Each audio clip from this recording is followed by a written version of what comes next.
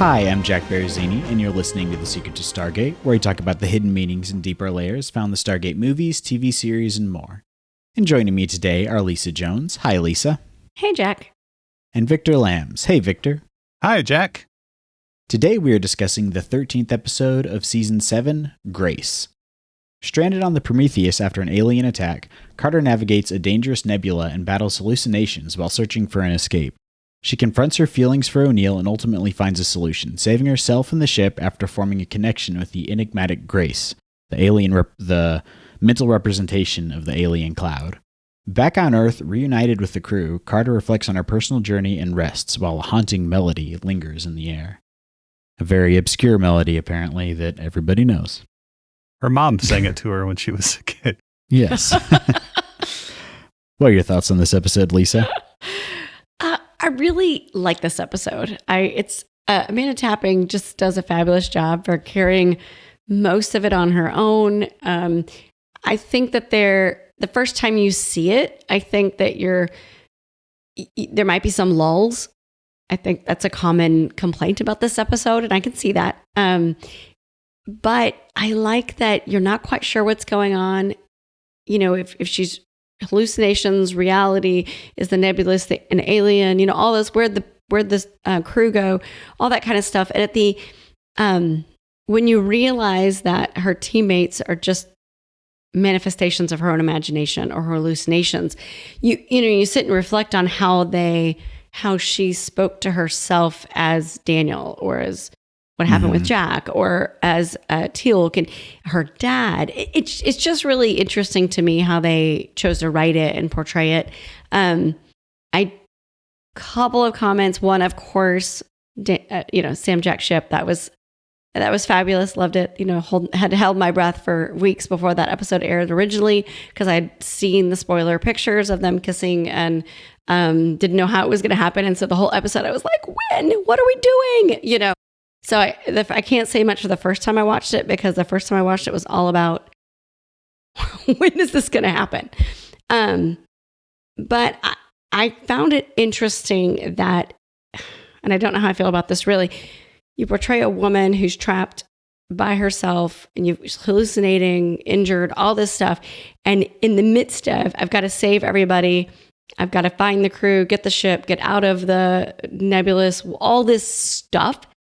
She also hallucinates her dad lecturing her on being alone and her love life.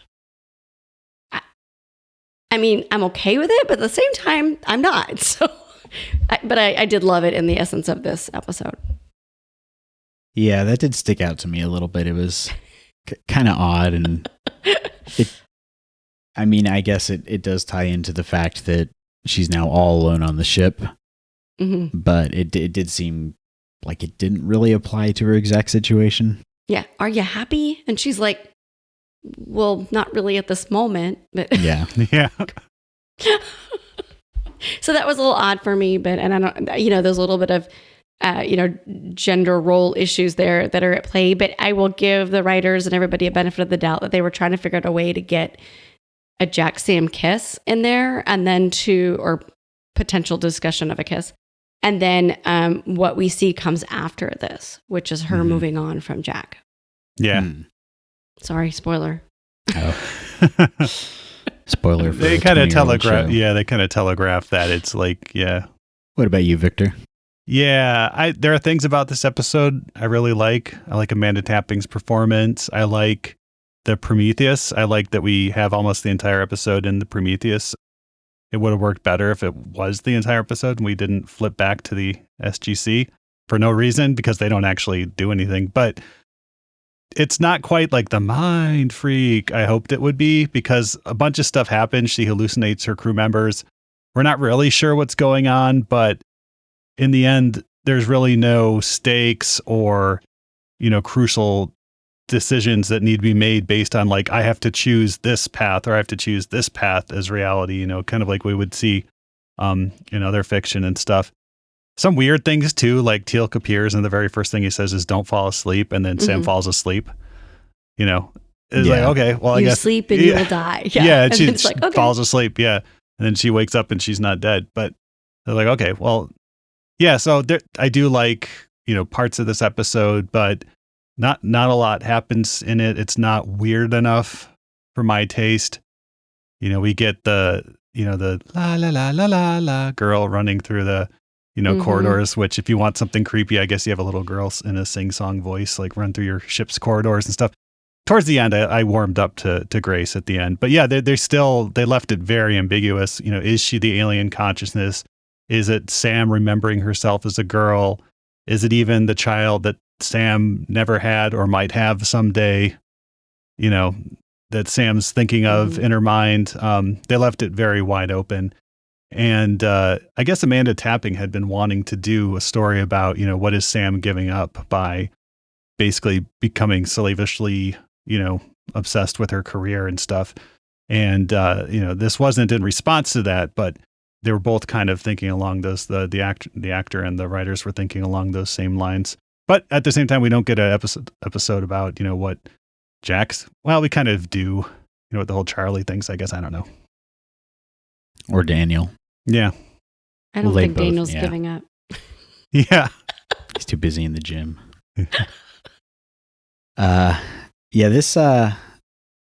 This was an okay episode of Star Trek The Next Generation that made me think of a much better episode of... 2 episodes of Star Trek The Next Generation. Yeah, the episode Remember Me, where Beverly Crusher is trapped on the Enterprise and everyone's disappearing.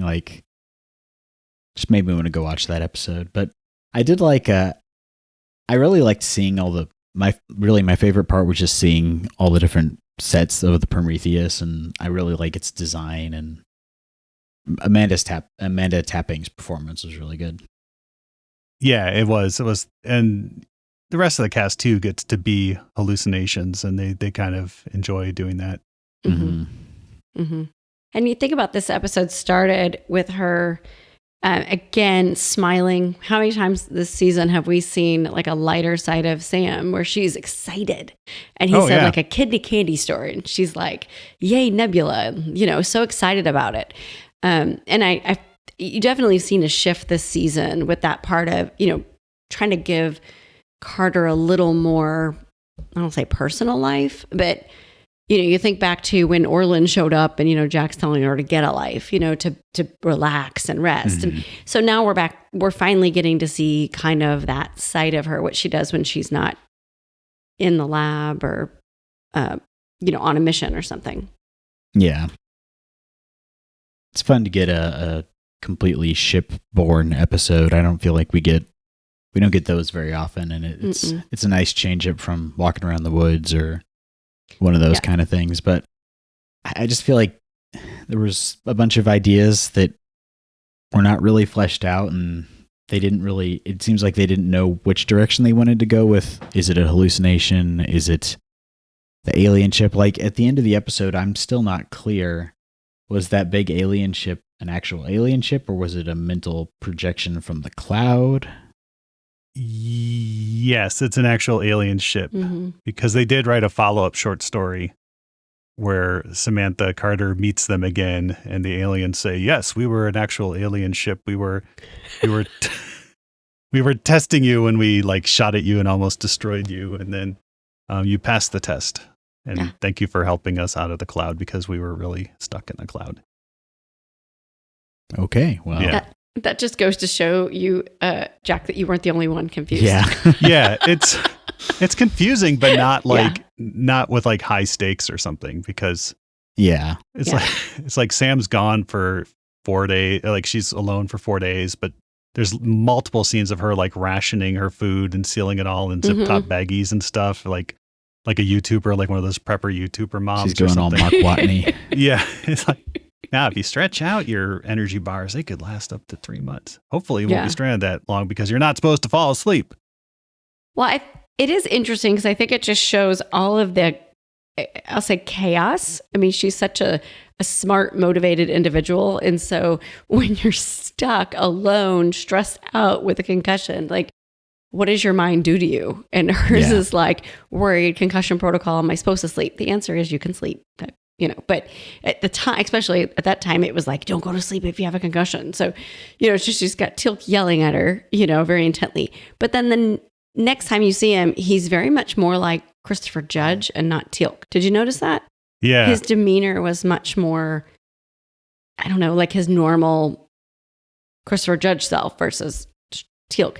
Yeah. And then Daniel is over there having his own little existential crisis with her, you know, laughing and being playful about it, which cracked me up because he's like, you know, the kid is the aliens and, you know, and so it's funny to me because it's all these things in her brilliant mind. You know, I've got to figure out my food. I've got to figure out this. I've got to figure out that. And she just can't, like, so many things. And all the different people were representative of all the different thoughts racing through her head constantly. Yeah. Sounds like she needs to do some like internal family systems therapy or something. And it would have been cooler too if they telegraphed a bit more like straightforwardly, like, you know, Teal'c's the id. He's going to like warn you and like make you want to eat all the time. And it was like Herman's head or something, but it was like Carter's head. And it was like, you remember that old nobody remembers the sitcom Herman's Head, but it was a great show. It was a lot of great actors on it. And you know, Daniel's the I'm your reason side, and because I have glasses, I'm gonna like make you think of things that you should be thinking of. And then it's like Inside Out. Yeah, like Inside Out. Yeah, that's Herman's head. Yeah, Inside Out would be a much more relevant cultural touchstone at this particular time.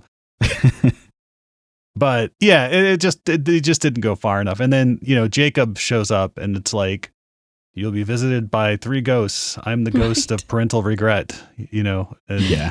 It's like, yeah, you know, I tried, you know, your mom kept me tethered. And then when she was gone, I kind of lost track of you guys. And, you know, maybe, you know, you're upset or something because, you know, but I do like that a little bit of like psychoanalyzing. It's like, you like Jack and want to be with him because, you know, it can never happen. And that's just what's, you know, it's safe and it keeps you locked out of having other relationships because you're trying to attain what can't be attained. Mm-hmm. Right. And you don't have to wonder. It's not like you're having to explore other things because it kind of gives you the reason not to. Yeah. So I do love one of my favorite lines of the episode is, you know, I'm not that complicated. I'm not that complex. Yeah. Is that it? And he says, I'm a sure thing or sure bet. I can't remember exactly, but yeah, I just love that line. So yeah, it is interesting because I don't know if I agree that they were kind of vague on what was going on explicitly. And I think you have to watch it several times to kind of get a feel for it. I don't know if they did that on purpose. Like, were they trying to leave us guessing?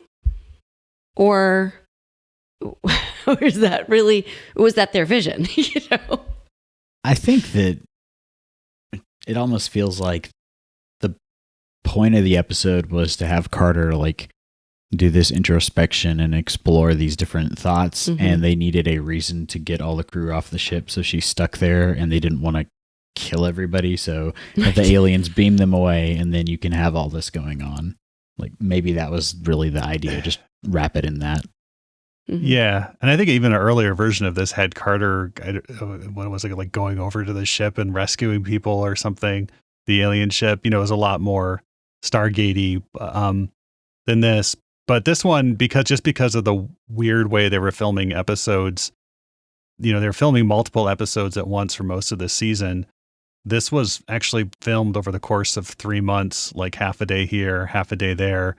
The Prometheus set is set up in a warehouse, you know, or was back then. And so they just go over and like film a few more scenes with whatever actor was available at the time. Like, oh, you know, we have Carmen Argenziano. We'll just bring him over and do the Jacob scenes, you know. Michael Shanks has some free time. We'll bring him over and do a Daniel scene. But, you know, it looks really good. The lighting's, you know, the set looks amazing. The lighting's amazing. They have, because they're in a closed-in set, they have some wider, you know, camera, wider angle lenses and stuff. So you get a real, you know, panoramic view of the inside of the ship. It looks really cool. Mm-hmm. Yeah, it's looks very good for a TV sci-fi budget. Very believable. I like it. Kind of reminded me of a little bit of Battlestar Galactica mixed with the Nostromo. Yeah. Yeah, it does have that, you know, mix of like new and old technology where you have like telephones mounted on the wall. and also, crystals, Asgard and Gould crystals for your ship. And I like that, they're using the hyperdrive from the ship they got in Avenger 2.0. Oh yeah, that's right. Yeah, the Alkesh or whatever they got then, that's the hyperdrive that they're, and so that's why they have to like drop out of hyperspace like so often to let the engines cool down before they can jump again. So I like that. I like that they're calling back to, and that we haven't gotten like a whole season of the Prometheus because it's effectively been out of commission, stuck on the planet where they had to land it. Yeah, and so they didn't, I don't know if this was mentioned in either this episode or one of the previous episodes, but has the crew of the Prometheus just been hanging out on that planet for however long? Or were they able to gate back? I assume that they were able to gate back at some point. Like they probably have Dr. Lee over there, installing the engine for a while, and he got to gate back and stuff. But speaking of the crew, we get to see Craig Veroni as the weapons officer, and he actually becomes Dr. Grodin on Atlantis. Yep. Who's kind of one of the background characters. Oh, yeah, nice. I'd forgotten he was in this. I mean, I guess I didn't know who he was originally. And when I was watching it this week, I was like, he's on Atlantis. Yeah. There's actually a lot of kind of overlap, I feel like, with Atlantis. Like they took pieces of this and then used it in other episodes. Oh. Like the episode Grace Under Pressure in Atlantis, which is a direct has a very callback similar to this. plot and involves Carter. Yeah, and the episode title, Grace here and then Grace Under Pressure, because there it's you're under the water, and that's how, and Rodney's under the water and stuff and hallucinates Samantha Carter also kissing in that. So yes. But so we have to talk about that because I'll just give you my perspective. From a story perspective, I'm watching it and, Jack's talking to her. Then all of a sudden it flips to a completely different camera angle, different lighting, and they're making out for like half a second. Then it flips back. And I'm like, did she just have a hallucination inside the middle of a hallucination? And this annoys me. There was a movie I was watching at Disney Plus. It's about these kids who like steal a lunar rover and go over the moon to find something. But the movie starts with this extended flashback, and then in the middle of the flashback, the character has a flashback within the flashback. Like his flashback has a flashback to even earlier in his life. I'm like, this is so bad. And so I allow hallucinations. I don't allow hallucinations within hallucinations. So it's like a dream within a dream. So you don't like, you're not a fan of Inception is what you're saying? That was dumb. It's like, how long is it? I agree. But at least they're telegraphing like there are different layers of a dream. This you're just like watching her. I don't know. But I think they had to do that because if they're going to put the final nail in the coffin of the Jack Sam ship, at least for now, they had to give the fans a little something. Had to give fans a little something. Yeah. I still, though, watching it now, I think, why didn't they? Why didn't they have them actually kiss? It's her hallucination. He's not there. And you notice how he shows up not in his uniform. Yeah, he's in his 90s hoodie and the Blowfish band. His husband outfit. Yeah, right. Yeah. His fishing outfit, his off to clean the gutters outfit. Yeah.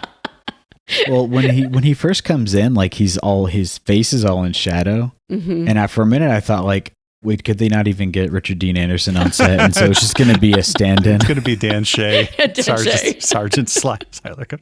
Samantha, you got to fix your ship. That would have been funny though if he'd showed up with like his big wrench. Yeah. Yeah, I don't know why because if you think about it, the other time we've seen them kiss was Window of Opportunity. Right? Yeah. And that was real in that Jack remembers it but she doesn't. So in that way they could have, and he had resigned, before he kissed her. She's hallucinating on an alien ship about to die. I mean, yeah. Why does she hallucinate within a hallucination? I don't understand that either. And then doesn't she apologize to her hallucination for like having a fantasy hallucination about it too, which was like, yes, how buttoned up does your mind have to be? Maybe that was the point, right? Yeah, exactly. What are you She can't actually let herself go there. Imagination for, yeah. It almost felt like just the way it was done, like they're sitting there talking and then you get this hard cut to them making out and it's totally different. And then it cuts right back. Like when I was watching it, I thought that the streaming had started skipping. So I went back and it was the same thing.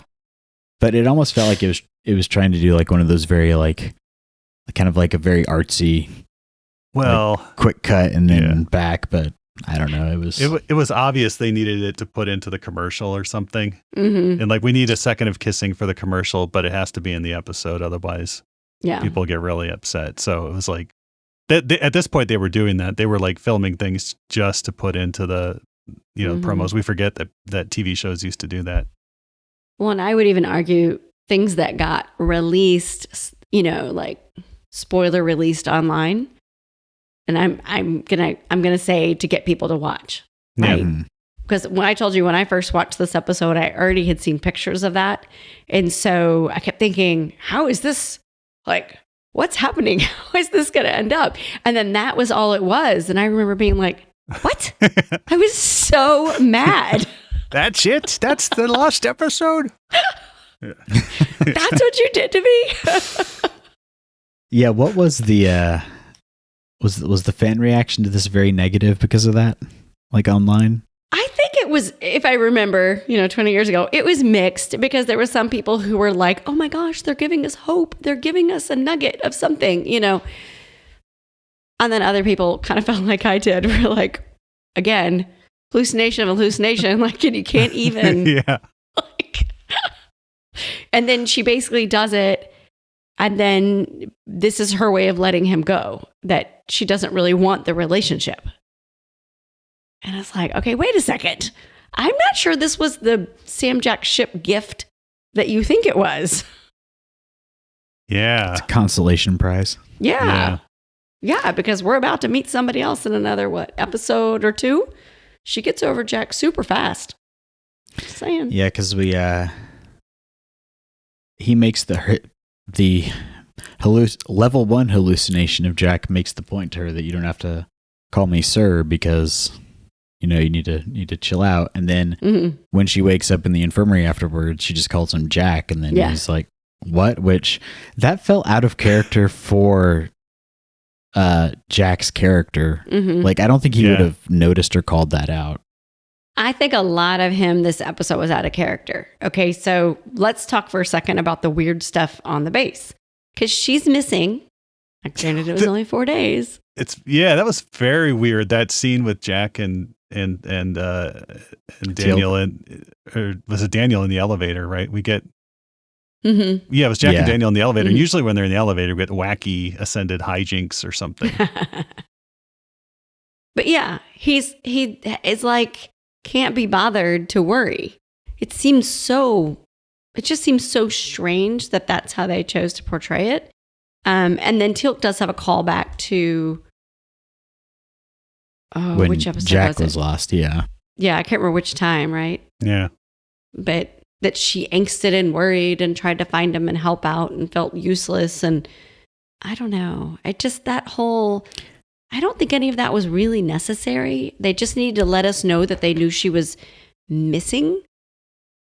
And that way we knew it was real in some way. Yeah. And if they hadn't, we didn't know. But yeah, I think the point of Jack, he was so stoic. He was stoically concerned, or he was so concerned that he was, he was like, we've been to 7 planets. We haven't found anything. That's a dumb idea looking for Samantha. I'm so worried that we should just give up. It was weird. It was weird. Yeah. That didn't seem very in character. He usually would show, like if it was Daniel Jackson or Teal'c last missing. episode. He's like, I want, give me a gun, put me on a plane to Nicaragua. And this is go. Like, I got something else to do. Come on. Yeah. He was just so worried that it seemed like he didn't care. He's emotionally constipated. So yeah. Well, I guess we'll go with that. Yeah. And at the end, when they tell her that she's only been missing for 4 days, it's like, okay, really? Because at least when he was missing, it wasn't 100 days, or it was 100 days. He was missing at some point this episode, right? Or this season. It was for like a month or something. Yeah. Or it was more than 4 days. Like, Isn't that terrible? It's hard to remember. Yeah. we do so many of these. yeah. So, but yeah, and I guess because also at the end, she says thanks, and he's like, "For what?" She says nothing. So Nothing. nothing. Yeah. Thanks for nothing, Jack. I guess that's the nail in the coffin there. Yeah. Yeah, it takes a little while longer. But yeah, so Grace, the little girl character, warmed up to me to the end when she's figuring out the bit with the bubble, and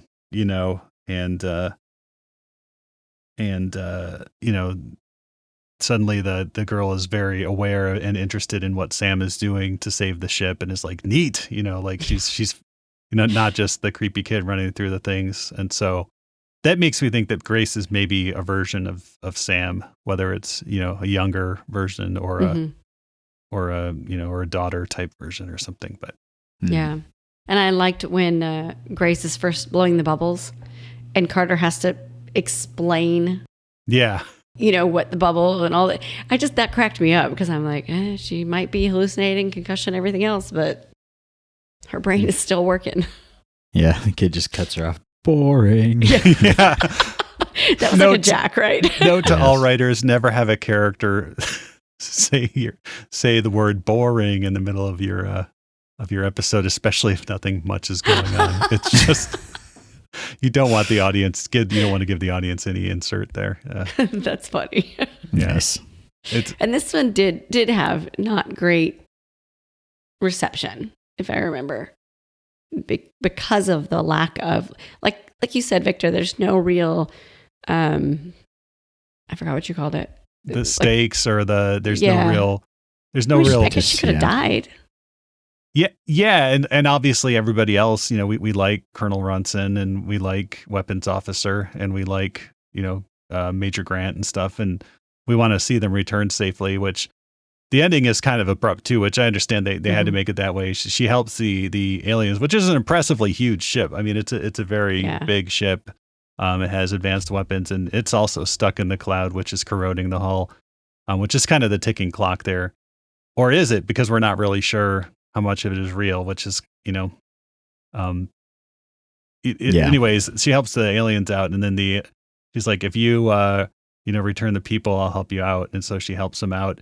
And then we see like a few crew members get beamed back, and then the alien ship just like flies out of there. It's like, maybe you want to do a head count. I guess there's nothing really they can do at that point, because the alien would just blow them up, and there's nothing they can do to stop her from leaving. But the alien's like, we beamed over like 60 people. Well, it's 47, I guess, back, what are you going to do? And more or less, yeah. Yeah, and just like hightails it out of there. Keep the one guy no one likes. Yeah. But yeah, so it's kind of a abrupt ending, and then everybody's like high-fiving and cheering. And I'm like, you may want to just like count and make sure you're all back first. But I don't know, that's just me. Well, they didn't count when they took them over, because out of everybody. Yeah. Oh yeah. She just left. Like, that's it. Yeah, and I guess they were beamed out of the life pods or something, because she notes that all the life pods are gone and stuff. And so everybody's like, everybody to life pods. And I guess what about Sam? She was trying to save us all. It's like, no time. So does that mean they didn't have enough life pods for everybody on the ship? I'm just asking, because I think they're like, multiple. They were all jettisoned and none of them were left. I think it's more than one person per pod. They could have like 4 pods, and each one holds like 20 people or something. I don't know. It could be like that situation, or it could be more of, I don't know. Yeah. Yeah, they should have done the head count. Yeah. Leave no man behind. Yeah. There's no like, guys. She's walking to the ship here. Yeah. Guys. They always do this. Every single time. Well, fine. I'm going to eat all their food, and when they get back, they won't have any energy bars. So maybe when they got back, because it was only 4 days, they're like, oh, nice. She made everybody sack lunches. Yeah, exactly. Wait a minute. How much did she eat? Because think about it. They still had to go home. Yeah, I know. It's like, I don't know. Just like the prepping scenes. And it turns out she's only there for like, 4 days. She's like, if I ration my food. Mm-hmm. Months. Months, maybe a year. And it's like, Yeah. I also want to know why she was prepping MREs. They're already prepped. yeah, exactly. It's kind of the point. Overthinking everything. True. But did anyone else want to slap Daniel? I'm just... Hallucination, Daniel? I like, He was so happy to be like, they could be thinking and Grace could be the alien and, all this. He was having way too much fun with it. I like And my Trickster daughter Daniel loved or it. whatever. Absolutely loved it. She was so giddy at Hallucination Daniel. So, I know. He's one of my least favorite characters and he's her favorite. So it's always fun watching shows together for us. And he's still available. He's not off the table in terms of like a Sam ship. Oh, that's true. Yeah. You should get her a t-shirt that says, I heart Hallucination, Daniel. Yeah. That would be funny. I should just print out another picture of him from this episode and like stick it on her door again. The other one, by the way, that I stuck on her door is still there. Oh, nice. Nice. So, yeah, she's got her own little Daniel Jackson portrait. Thank you to the fan who shared that thrift store or flea market find with us via the Discord channel. Yes. Yeah, if you want to see that that amazing Daniel Jackson fan art, you can check that out at sqpn.com/discord. I'll make sure to repost it the day that this episode comes out, so it'll be fresh in everybody's mind. And then you two can print out your own little copy and can have your own hang it Daniel in your shrine. house. Outsider Art Daniel. Yep. Deviant Daniel. Yes. Awesome. Do we have any fun alternate language titles for this episode, Victor? Maybe. Let's see here. Yeah, we did. Most of them were just grace, and actually the English word grace, even in Italian, Spanish, Czech, German, and Hungarian. In French, we got Le Voyage Intérieur, or the inner journey, or the journey within. So sounds like a Jules Verne novel title. Yes. Yeah.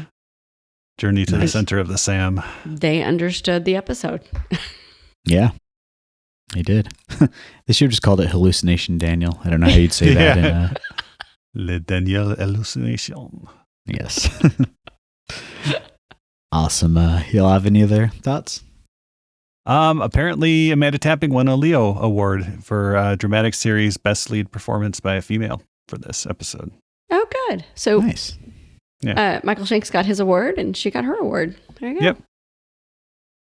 Still waiting for Walter to get his award. Yeah.